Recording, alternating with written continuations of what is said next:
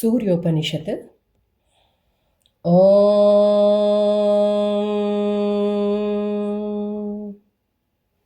भद्रं कर्णेभिः शृणुयामदेवाः, भद्रं पश्येमाक्षभिर्यजत्राः, स्थिरैरङ्गैस्तुष्टुवागुंसस्तनूभिः व्यशेम देवहितं यदायुः। स्वस्ति न इन्द्रो वृद्धश्रवाः, स्वस्ति नः पूषा विश्ववेदाः, स्वस्ति नस्तार्क्ष्यो अरिष्टनेमिः, स्वस्ति नो बृहस्पतिर्दधातु। ॐ शान्तिः शान्तिः शान्तिः। अथ सूर्याथर्वाङ्गिरसव्या आख्यास्यामः।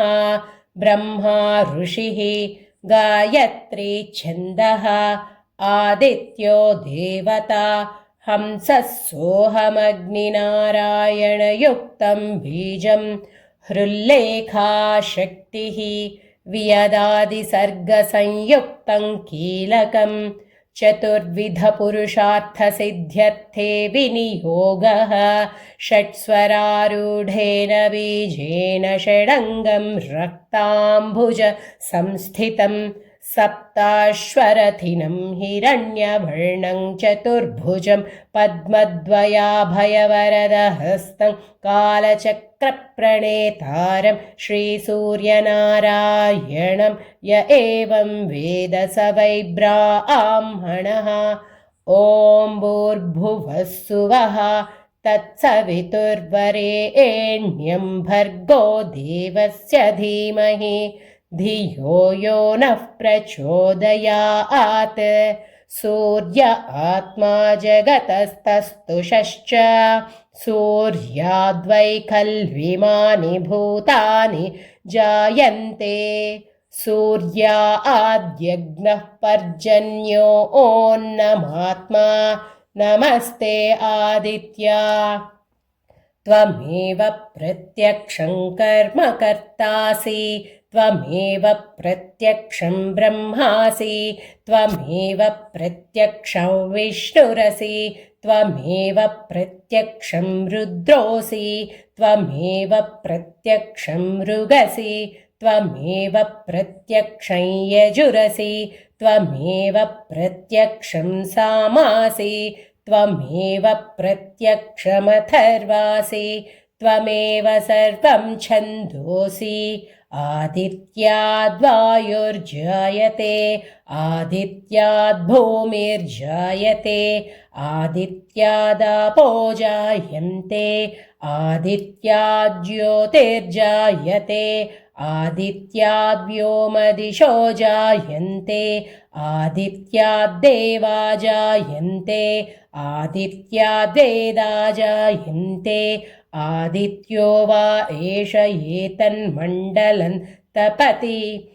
स वादित्यो ब्रह्मा, आदित्योऽन्तःकरणमनोबुद्धिचित्ताहङ्काराः, आदित्यो वै व्यानः समानो दानोपानः प्राणः, आदित्यो वै श्रोत्रत्वक्चक्षुरसनघ्राणाः, आदित्यो वै वाक्पाणिपादपायूपस्थाः, आदित्यो वै शब्दस्पर्शरूपरसगन्धाः, आदित्यो वै वचनादानागमनविसर्गानन्दाः, आनन्दमयो विज्ञानमयो विज्ञानघन आदित्यः।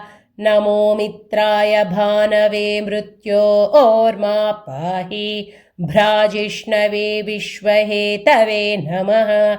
सूर्याद्भवन्ति भूतानि सूर्येण पालितानि तु, सूर्ये लयं प्राप्नुवन्ति यः सूर्यः सोऽहमेव च। चक्षुर्णो देव सविता चक्षुर्ण उत पर्वतः, चक्षुर्धाता दधातु नः। आदित्याय विद्महे सहस्रकिरणाय धीमहि तन्नः सूर्यः प्रचोदयात्। सविता पुरस्तात् सविता पश्चात्तात् सवितोत्तरात्तात् सविताधरात्तात् सविता नः सुवतु सर्वतातिगुं सविता नो रासतां दीर्घमायुः।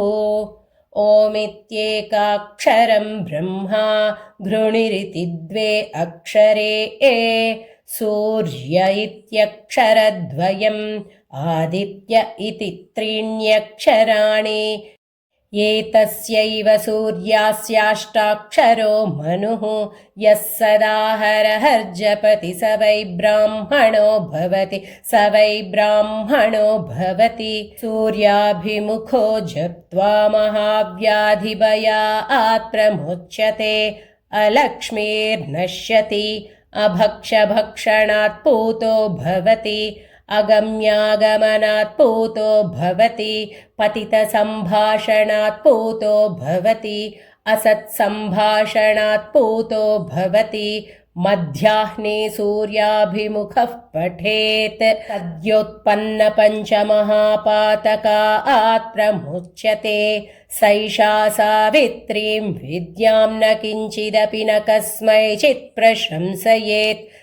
य एतां महाभागः प्रातः पठति स भाग्यवान् जायते पशून् विन्दति वेदार्थं लभते त्रिकालमेतज्जप्त्वा क्रतुशतफलमवाप्नोति। हस्तादित्ये जपति स महामृत्युं तरति स महामृत्युं तरति य एवं वेद इत्युपनिषत्। ॐ भद्रं कर्णेभिः शृणुयाम देवाः भद्रं पश्येमाक्षभिर्यजत्राः स्थिरैरङ्गैस्तुष्टुवागुंसस्तनूभिः व्यशेम देवहितं यदायुः। स्वस्ति न इन्द्रो वृद्धश्रवाः स्वस्ति नः पूषा विश्ववेदाः स्वस्ति नस्तार्क्ष्यो अरिष्टनेमिः स्वस्ति नो बृहस्पतिर्दधातु। ॐ शान्ति शान्ति शान्तिः।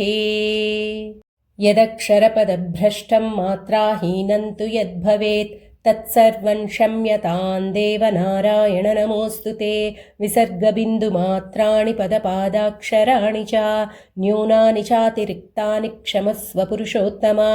अपराधसहस्राणि क्रियन्ते हर्निशं मया दासोऽयमिति मां मत्वा क्षमस्व पुरुषोत्तम। अन्यथा शरणं नास्ति त्वमेव शरणं मम तस्मात् कारुण्यभावेन रक्ष रक्ष पुरुषोत्तम। हरिः ओं तत्सत् श्रीगुरुभ्यो नमः।